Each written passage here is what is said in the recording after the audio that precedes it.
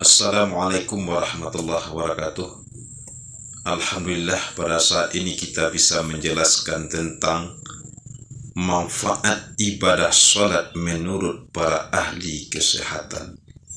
Sholat 5 waktu sehari semalam telah diwajibkan oleh Allah Subhanahu wa Ta'ala, sebagaimana firman-Nya, Aqimis salata liduluki syamsi ila ghasaqil laili wal qur'anal fajr. Innal qur'anal fajri kana mashhuda. Dirikanlah salat dari tergelincirnya matahari sampai larutnya malam, dan dirikanlah salat fajar, karena sesungguhnya salat fajar itu disaksikan oleh para malaikat. Yang dimaksud salat fajar adalah salat subuh. Yang dimaksud mendirikan salat tergelincirnya matahari sampai larut malam adalah melaksanakan salat zuhur, asar, maghrib, dan isya. Yang dimaksud salat fajar adalah salat subuh 2 rakaat. Adapun manfaat melaksanakan sholat dalam kesehatan adalah: yang pertama, takbiratul ihram. Orang yang sholat berdiri tegak, mengangkat kedua tangan sejajar telinga, lalu melipatnya di depan perut atau dada bagian bawah. Gerakan ini bermanfaat untuk melancarkan aliran darah, getah bening atau disebut dengan limfe, dan kekuatan otot lengan. Posisi jantung di bawah otak memungkinkan darah mengalir lancar ke seluruh tubuh. Saat mengangkat kedua tangan, otot bahu meregang sehingga aliran darah kaya oksigen menjadi lancar. Kemudian kedua tangan didekapkan di depan perut atau dada bagian bawah. Sikap ini menghindarkan dari berbagai gangguan persendian, khususnya pada tubuh bagian atas. Kedua, melaksanakan ruku. Orang yang melaksanakan sholat ketika ruku yang sempurna ditandai tulang belakang yang lurus, hingga bila diletakkan segelas air di atas punggung tersebut tak akan tumpah. Posisi kepala lurus dengan tulang belakang. Gerakan ini bermanfaat untuk menjaga kesempurnaan posisi serta fungsi tulang belakang atau disebut dengan corpus vertebrae sebagai penyangga tubuh dan pusat saraf. Posisi jantung sejajar dengan otak, maka aliran darah maksimal pada tubuh bagian tengah. Tangan yang bertumpu di lutut berfungsi untuk merelaksasikan otot-otot bahu hingga ke bawah. Selain itu, ruku adalah sarana latihan bagi kemih, sehingga gangguan prostat dapat dicegah.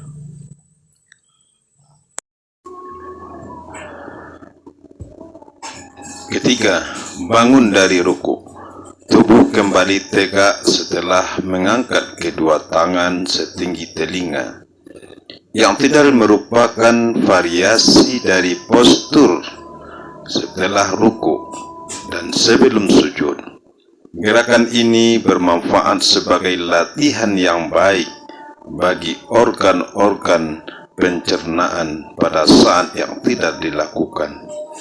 Organ-organ pencernaan di dalam perut mengalami pemijatan dan pelonggaran secara bergantian, tentu memberi efek melancarkan pencernaan.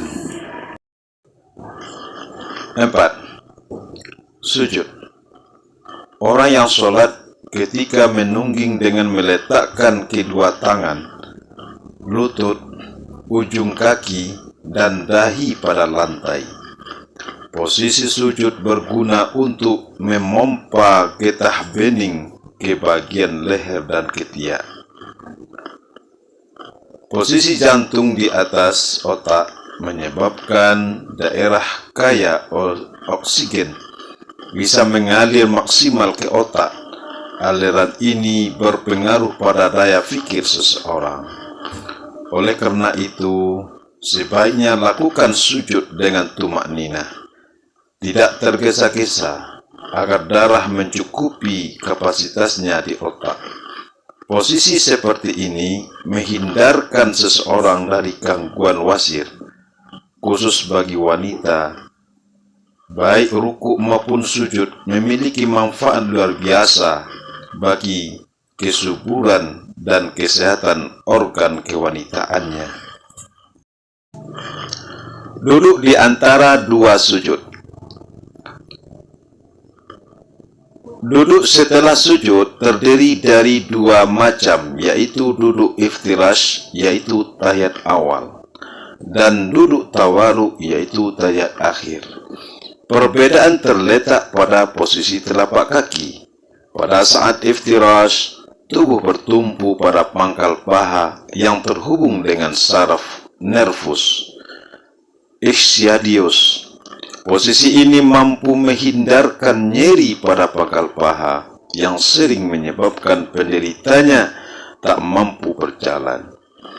Duduk tawaruk sangat baik bagi pria sebab tumit menekan aliran kandung kemih atau utra, kelenjar kelamin pria, prostat, dan saluran vas deferens. Jika dilakukan dengan benar, posisi seperti ini mampu mencegah impoten. Variasi posisi telapak kaki pada iftirash dan tawaruk menyebabkan seluruh otot tungkai turut merekang dan kemudian relaksi kembali. Gerak dan tekanan harmonis inilah yang menjaga kelenturan dan kekuatan organ-organ gerak kita. Kemudian ketika salam, gerakan memutar kepala ke kanan dan ke kiri secara maksimal. Salam bermanfaat untuk merelaksasikan otot sekitar leher dan kepala, menyempurnakan aliran darah di kepala sehingga mencegah sakit kepala serta menjaga kekencangan kulit wajah. Sujud adalah latihan kekuatan otot tertentu, termasuk otot dada. Saat sujud, beban tubuh bagian atas ditumpukan pada lengan hingga telapak tangan. Saat inilah kontraksi terjadi pada otot dada, bagian tubuh yang menjadi kebanggaan wanita. Tak hanya menjadi lebih indah bentuknya, tetapi juga memperbaiki fungsi kelenjar air susu di dalamnya.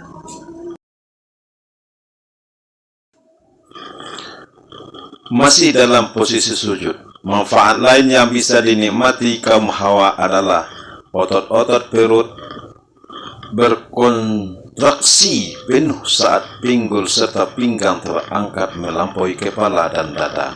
Kondisi ini melatih organ di sekitar perut untuk mengejen lebih lama, membantu dalam proses persalinan. Karena itu, dalam persalinan dibutuhkan pernapasan yang baik dan kemampuan mengejen yang mencukupi.